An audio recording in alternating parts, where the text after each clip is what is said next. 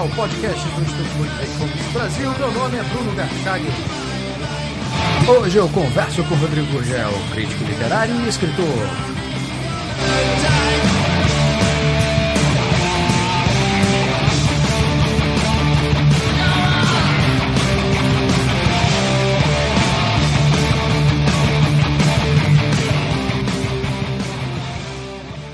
Seja muito bem-vindo, Rodrigo. Muito obrigado, Bruno. É um prazer estar aqui conversando com você e com os nossos amigos que ouvem esse seu programa que já ganhou mais do que a merecida fama. Muito obrigado, Rodrigo.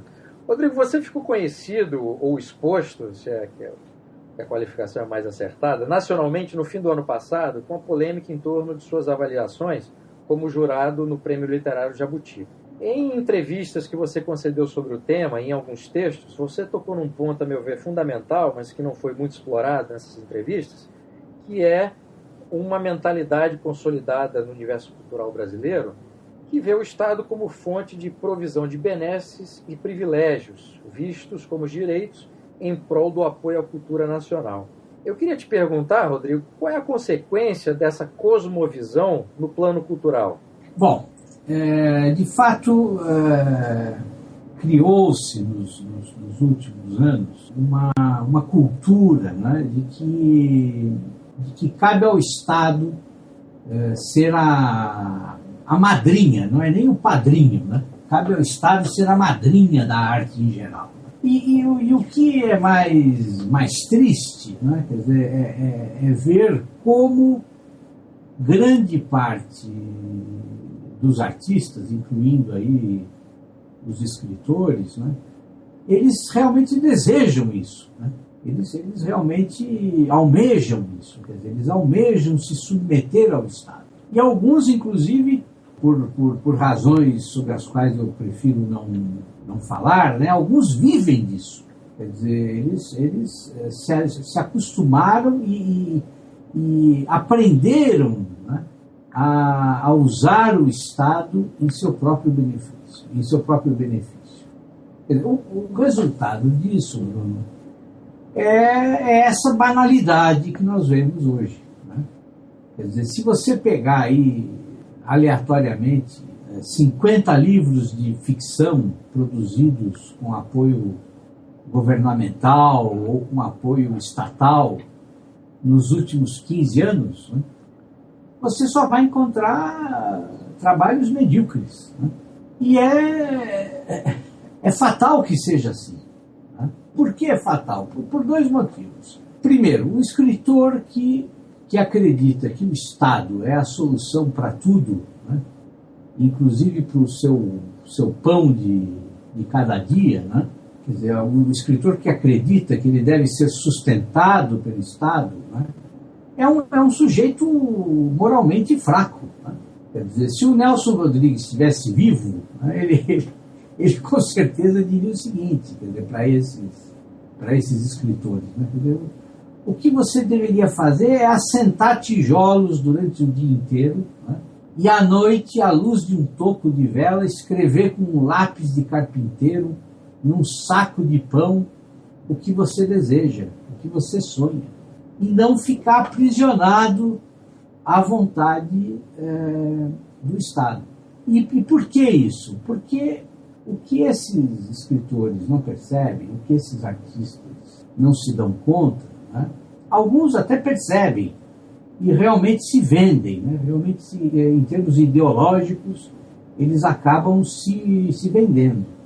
O que eles não percebem é exatamente isso, quer dizer, a contrapartida que o Estado cobra é muito alta. Só um inocente completo, né, pode acreditar que o Estado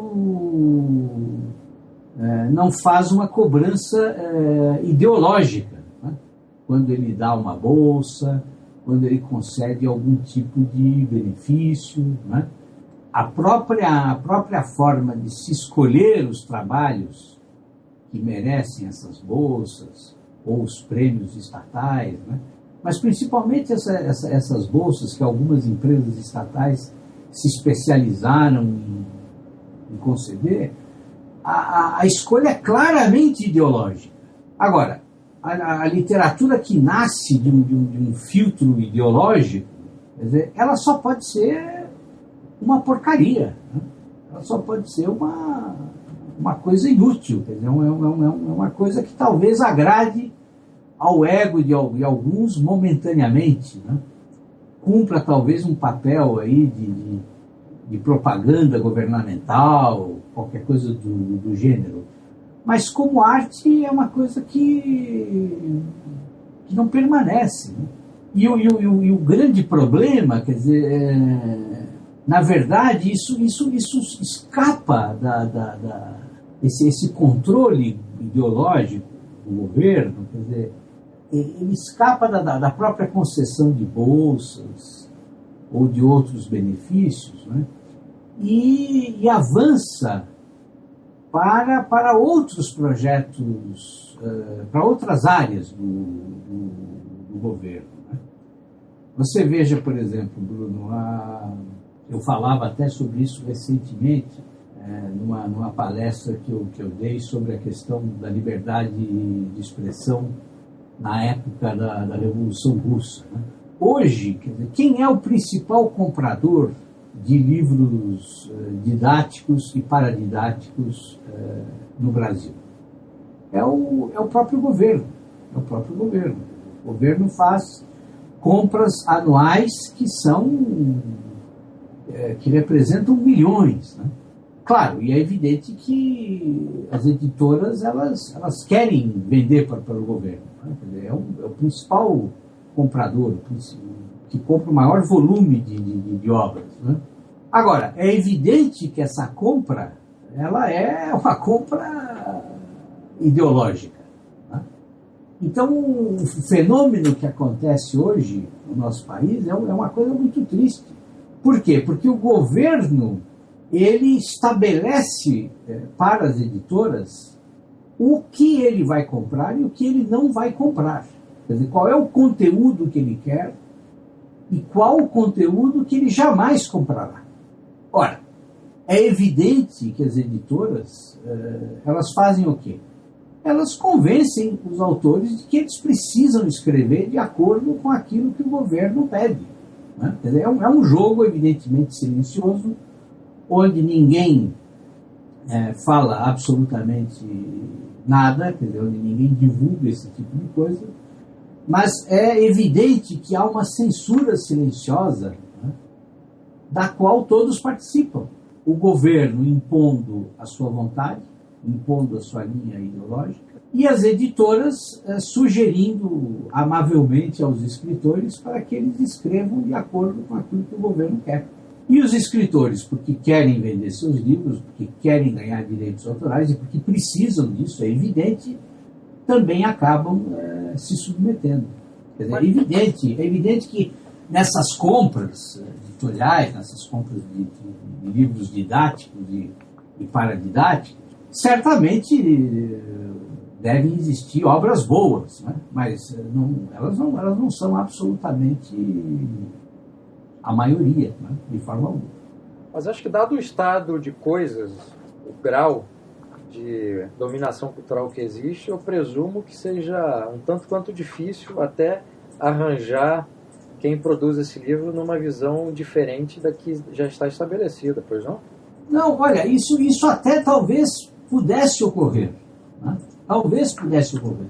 Quer dizer, eu acredito que muitas pessoas estão dispostas a produzir para os jovens, para as crianças, livros que reflitam outras formas de pensamento, né? Mas o problema é que essas pessoas elas jamais serão compradas pelo governo. Então é um problema seríssimo, quer dizer, e quem sofre com isso, quer dizer, é o que a gente poderia chamar aí de consumidor final, né? Que são as crianças e os jovens. Quer dizer, a literatura que eles acabam consumindo, tirando, é claro, aquela leitura obrigatória dos clássicos para os vestibulares e tudo, né? Mas grande parte daquilo que eles acabam consumindo acaba sendo uma produção filtrada ideologicamente. Rodrigo, é impressionante assim como a maioria dos nomes mais representativos da cultura nacional foram ou são de esquerda, né? Quer dizer, você tem aí na literatura Oswald de Andrade, Mário de Andrade, Rubem Braga, Jorge Amado, Graciliano Ramos, e por aí vai. Nós tivemos aí editoras que foram muito importantes ali nos anos 60, 70, um pedaço dos anos 80, Civilização Brasileira, Azahar, Paz e Terra. No teatro, nós tivemos Dias Gomes, Mário Lagro, Gianfrancesco Guarnieri, Zé Celso, e por aí vai.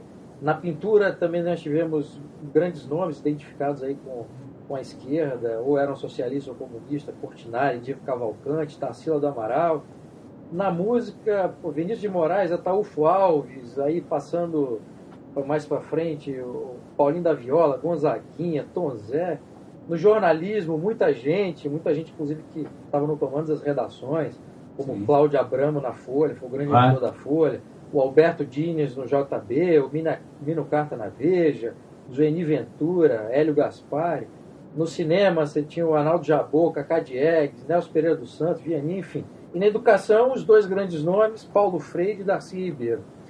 Quando você tem, né, nesses exemplos aí, alguns exemplos que eu dei, quando você tem uma cultura nacional com esse peso e professa essa mentalidade de forma mais ou menos explícita, é possível avaliar, Rodrigo, a dimensão dessa influência para a formação do caráter nacional e na forma como o brasileiro reage aos problemas do país?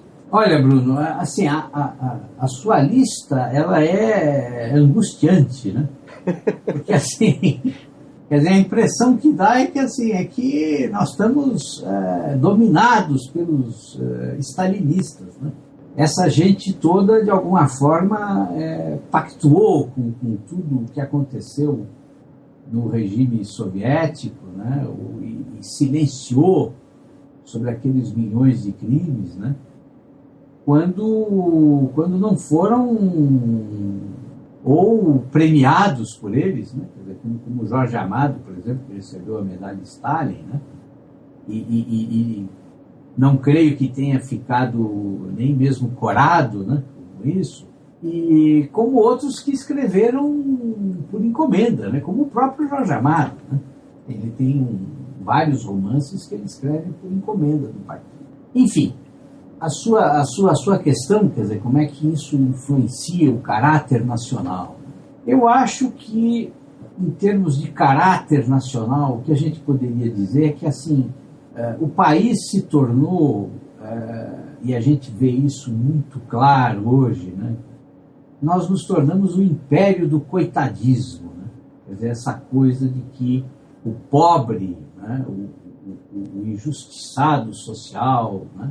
Aquelas massas famélicas do Nordeste, né? Essa coisa tudo se tornaram talvez os personagens mais famosos da literatura nacional. Quer dizer, essa gente toda, quer dizer, eles têm que ser tratados de uma forma que promova, né, a liberdade, a independência, a busca de soluções por meio da sua própria vontade, do seu próprio esforço, né?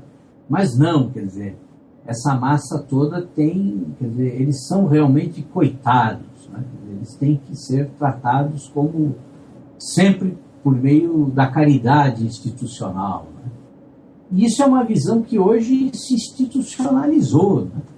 Quer dizer, qual é o político hoje neste país que tem coragem de erguer a voz contra o Bolsa Família, por exemplo? Né? Quer dizer, qualquer político que fizer um discurso contra o Bolsa Família, ele vai ser tratado como um algoz, né? Como um torturador, como um ser vil, né? Então, quer dizer, o que aconteceu? Nós criamos essa grave distorção, né? Uma distorção que chega a ser uma distorção moral, né? Nós somos realmente coitados, entendeu? Nós só não somos coitados quando se trata de festa, né? De carnaval, de sexo e do que mais? E Bom, eu acho que é só, né? Eu achei que você fosse falar rock and roll. Não, mas isso é fraco no país, né? Desgraçadamente. Quer dizer, o negócio mesmo é o pagode, né? É o samba, Veja bem, nada contra essas manifestações culturais, absolutamente. Mas a verdade é essa, quer dizer, o brasileiro é um cidadão que se tornou herói quando se trata ou do banditismo, né? Ou da festa, né? Quer dizer, ou da orgia. Quer dizer, do contrário, é uma nação de coitados, né? Que depende do Estado para tudo. Né? Então é uma coisa terrível, porque isso se espraia pela literatura. Né? Quer dizer, você começa a ler e você vê como isso está muito presente. Né? E não só pela literatura, mas pelas artes em geral. Né? Você pegar o cinema que nós produzimos nas últimas décadas, é um hino de exaltação, né? ao banditismo, né? A essas formas quase que de guerrilha urbana, né? Enfim, eu vejo isso como uma inversão de valores completa. Né? Mas a situação está, enfim, embora a mudança seja pequena, mas há uma mudança em curso, não, Rodrigo? Quer dizer, você vê hoje nos jornais, na literatura, enfim, pessoas se manifestando contra a corrente, digamos assim. Ou claro, não, existe, mas ainda é muito incipiente, né? Incipiente, infelizmente. Mas eu acredito que a tendência é que isso se modifique mesmo. Né? Quer dizer, nós precisamos recuperar muitas das coisas que nós esquecemos, né? Quer dizer, se você pega, por exemplo, a gente pode até não gostar do estilo dele, eu próprio tem algumas coisas que eu gosto, outras coisas não me agradam, mas você pega um homem, por exemplo, como Euclides da Cunha. Né? O Euclides foi um sujeito que ele sempre esteve na contramão daquilo que o Estado queria. Quer dizer, ele tem até uma cena da vida dele em que o Floriano Peixoto chama ele e num encontro particular, oferece para o Euclides tudo que o Euclides possa querer. Coloca o Estado aos pés do Euclides da Cunha. E o Euclides, naquele gesto de extrema simplicidade dele, né, e que muitos analisam como de uma inocência burra, mas que eu acho que não, eu acho que é uma atitude extremamente ética do Euclides, ele vira para o Floriano e diz: olha, o que eu quero é apenas aquilo que a lei diz que eu mereço. Que era lá um carguinho de engenheiro no interior do país, quer dizer, um cargo absolutamente banal. E os biógrafos dizem que assim, que a reação do Floriano foi de raiva, né? Quer dizer, ele ficou indignadíssimo. Quer dizer, passou a tratar mal o Euclides, passou a desprezar o Euclides. Quer dizer, esse comportamento do Euclides da Cunha, de independência perante o governo, perante o Estado, de absoluta sobriedade, né? É um exemplo no qual nós podemos nos espelhar. Quer dizer, eu acredito que ele representa, assim, o verdadeiro caráter nacional. E são esses exemplos que nós temos que cada vez mais buscar, temos que recuperar esses exemplos. De que forma que esse rebaixamento da cultura à submissão ideológica, estatal, orienta a dimensão política e econômica? Você que viu isso de perto na época em que ainda era um militante de esquerda. Olha, eu acho, Bruno, que onde a cultura é pequena, tudo mais é pequeno. Onde a cultura é pequena, quer dizer, a própria ética se torna uma questão menor. Quer dizer, as próprias preocupações metafísicas ou as grandes questões que um homem que se pretende sábio deve se colocar, quer dizer, todas essas preocupações desaparecem. E o que prevalece é o imediatismo, né? São as questões pequenas. Essa é uma consequência quase que automática, né? Quase que automática. Você veja, por exemplo, no campo da ética, né? Você falou do meu tempo de militante de esquerda, né? Militante do PT, e eu militei na esquerda na minha cidade natal, que é Jundiaí, uma cidade aqui próxima de São Paulo. Por quanto tempo, Rodrigo? Desculpa te interromper. Mas... Olha, eu acho que eu militei na esquerda aí uns 8 anos, acho. Talvez quase uma década. Né? E o seu rompimento se dá a partir de quando? Meu rompimento começa a acontecer, foi um rompimento gradativo. Ele começa a acontecer, acho que um ano antes da primeira eleição do Lula, né? Um pouco antes, né? Mais ou menos nessa época. Entendi. Eu estive em Jundiaí esse final de semana, numa reunião familiar, e estavam lá meus primos, meus irmãos, e amigos, e tudo mais.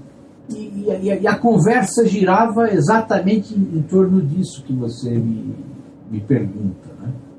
Nós começamos a recuperar aquela época em que eu militava, em que outros amigos meus militavam, e começamos a ver onde estão as pessoas que naquela época eram, por exemplo, lideranças sindicais ou lideranças políticas, né? Quer dizer, o que elas estão fazendo hoje.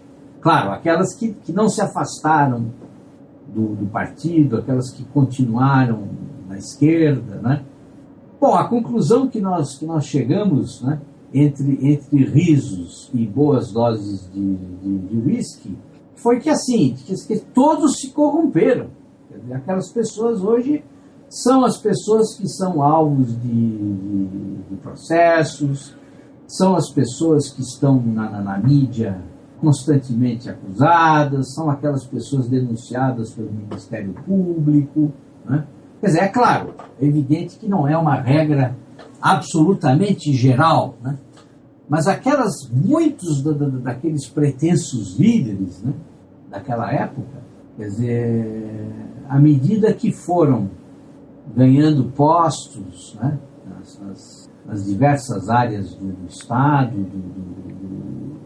do governo, eles abandonaram completamente todo aquele discurso que eles tinham antes. Então, essa diminuição, né, esse rebaixamento moral, ético, né, ele acontece na cultura em geral. Né?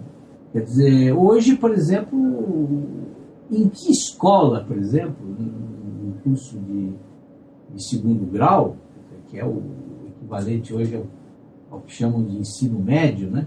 Qual é o jovem, por exemplo, que vai ler Homero, por exemplo? Quem vai ler a Ilíada ou a Odisseia? Né? Ninguém. Quer dizer, a cultura clássica ela é absolutamente repudiada. Agora, isso que parece tão óbvio nos dias de hoje, há 50 anos não era. Eu me recordo, por exemplo, do meu pai comentando que no antigo curso clássico, que equivalia a um curso de colégio, a um ensino médio na área de humanas, né, eles estudavam Cícero, por exemplo. Né, eles chegavam sabiam o latim suficiente para ler Cícero, quer dizer, uma coisa que é absolutamente impensável nos dias de hoje. Quer dizer, os jovens leem o que hoje? Os jovens hoje leem Ferrez, né? Eles estudam hip-hop ou rap como se isso fosse grande literatura. Não, mas você está rindo, mas isso é verdade. Quer dizer, os jovens hoje estudam subliteratura. A subliteratura é tratada nas escolas como se fosse uma manifestação cultural clássica, atemporal. Né? Quer dizer, a literatura marginal, graças aos nossos governos de esquerda, ocupou o lugar dos clássicos. E o pior, quer dizer, tudo isso é visto com grande orgulho. Quer dizer, como se isso nascesse, sei lá da genialidade dos nossos ideólogos, ou sei lá eu o quê. Quer dizer, então nós vivemos isso, entendeu? O rebaixamento ético, moral, cultural é mais do que evidente, né? Então, é isso que a submissão ideológica traz, quer dizer, traz a mediocridade, né? Ok, Rodrigo, muitíssimo obrigado pela entrevista. Tá ótimo, foi um prazer, meu caro Bruno. Um grande abraço. Obrigado.